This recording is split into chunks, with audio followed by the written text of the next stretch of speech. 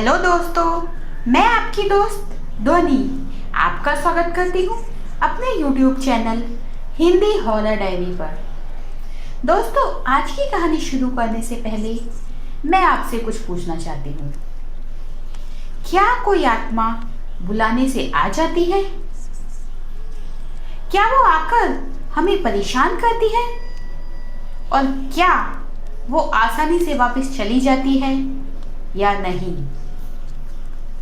ऐसे कई सवाल मेरे और शायद आपके मन में भी आते हों और इसका जवाब देना इतना आसान नहीं होता। ऐसी ही एक सच्ची कहानी पुणे के विकास और उसके दोस्तों के साथ घटी थी। हेलो दोस्तों, मैं विकास पुणे के मैनेजमेंट इंस्टीट्यूट में स्टडी करता था और मेरा घर पुणे से थोड़ा दूर गांव के एरिया में था। इसलिए मैंने कॉलेज के 3 दोस्तों के साथ कॉलेज के पास में ही एक रूम रेंट पे ले लिया था। यूँ तो कॉलेज में हॉस्टल भी था, पर वहाँ का डिसिप्लिन और रूल्स रेगुलेशन के चलते हमने पेइंग गेस्ट का ऑप्शन सिलेक्ट किया। घर के मालिक ग्राउंड फ्लोर पर रहते थे और हम फर्स्ट फ्लोर पर रहने लगे। एक वीकेंड पर हम दोस्त हॉरर मूवी देख रहे थे, जिसमें स्पिरिट बोर्ड को यूज करके आत्मा को बुलाया गया था। मूवी खत्म होने पर हम दोस्त उस टॉपिक पर मस्ती करने लगे और सोचा क्यों ना हम लोग भी किसी आत्मा से बात करें। हम लोगों ने इंटरनेट पर थोड़ी सर्च की तो पता लगा कि इस बोर्ड को कैसे यूज करते हैं, पर ये बोर्ड कहाँ से मिलेगा?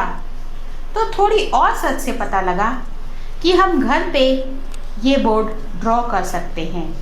हाँ, ड्रॉ किए बोर्ड के रिजल्ट का कोई प्रूफ नहीं था। फिर क्या था, जोश जोश में नेक्स्ट वीकेंड का प्लान फिक्स हो गया। प्लान के हिसाब से उस रात को हम दोस्त ने रूम में बोर्ड ड्रॉ किया और कैंडल जलाकर सब प्रिपरेशन करी। मैंने दोस्तों को बोला मैं लीडर बनके स्पिरिट से कम्युनिकेशन करने की कोशिश करूँगा। अब प्रश्न ये था कि किसकी आत्मा बुलाई जाए। उसका भी हमने सॉल्यूशन निकाला। हमारी गली के ही फर्स्ट घर में एक आंटी की 1 महीने पहले एक्सीडेंट में डेथ हो गई थी। हमने ड्रॉ किए बोर्ड पर एक कॉइन रखा।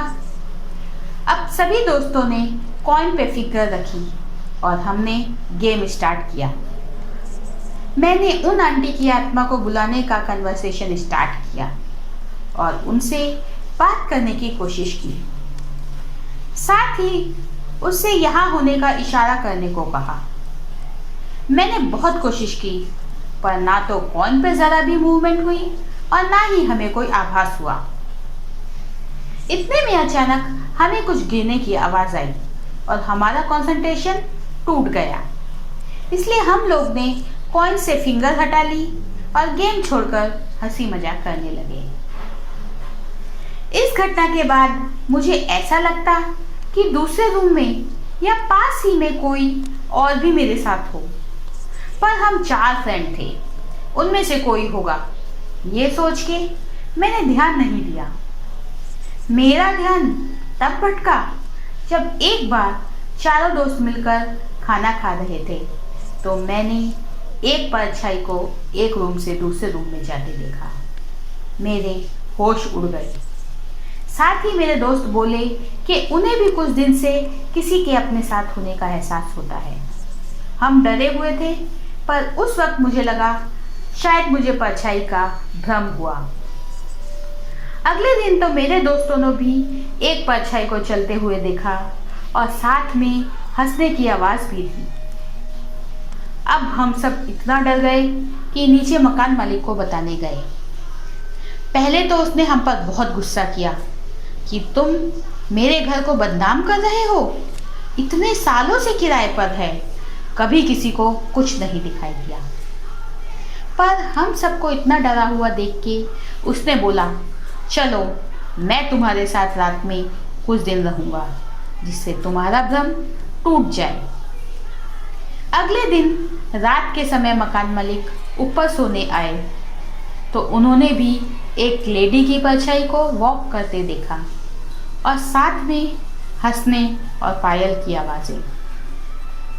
मकान मालिक को पता चल गया कि हम सच बोल रहे थे। वो रात सबने बैठ के भगवान का नाम लेके निकाली। सुबह मकान मालिक एक ओझा को लेकर आया और बताया, इतने साल से कभी कुछ नहीं हुआ, पर ये अचानक कुछ दिन से ये लड़कों को एक साये का आभास होता है। ओझा ने पूछा कि बीते कुछ दिन में ऐसी कोई घटना घटी? तो मकान मालिक ने कहा, नहीं, पर मेरे मुंह से निकल गया कि हमने कुछ दिन पहले एक मूवी को देखकर आत्मा बुलाने की कोशिश की थी, पर कुछ गिरने की आवाज़ से गेम आधे में छोड़ दिया। दरअसल ये गिरने की आवाज़ उस आत्मा के आने का इशारा था, क्योंकि हमने वो खेल छोड़ दिया था, इसलिए वो आत्मा यही रह गई। ये सुन के मकान मालिक ने गुस्से में हम सबको वहाँ से निकल जाने को कहा। उसे लगा ये मुसीबत हमारी वजह से ही आई है। हम लोगों के घर में जब ये पता चला तो पेरेंट्स ने हमें बहुत डांटा और हमें हॉस्टल में शिफ्ट कर दिया। इस घटना को कई साल हुए, पर हम ये नहीं जानते कि वो ओझा उस आत्मा को वहाँ से निकाल पाया कि नहीं, पर वो एक्सपीरियंस मेरा रोंगटे खड़े कर देने वाला था। तो दोस्तों, आपको ये कहानी कैसी लगी? अगर आपको ये कहानी अच्छी लगे तो लाइक करें, कमेंट करें, हमारे चैनल को सब्सक्राइब करें और दोस्तों के साथ शेयर करें। और हाँ, अपने एक्सपीरियंस, अपनी कहानी हमें hindihorrordiary@gmail.com पर मेल कीजिए। मैं अब आपसे इजाज़त लेती हूँ। अगले हफ्ते फिर हाजिर होंगी एक नई कहानी के साथ।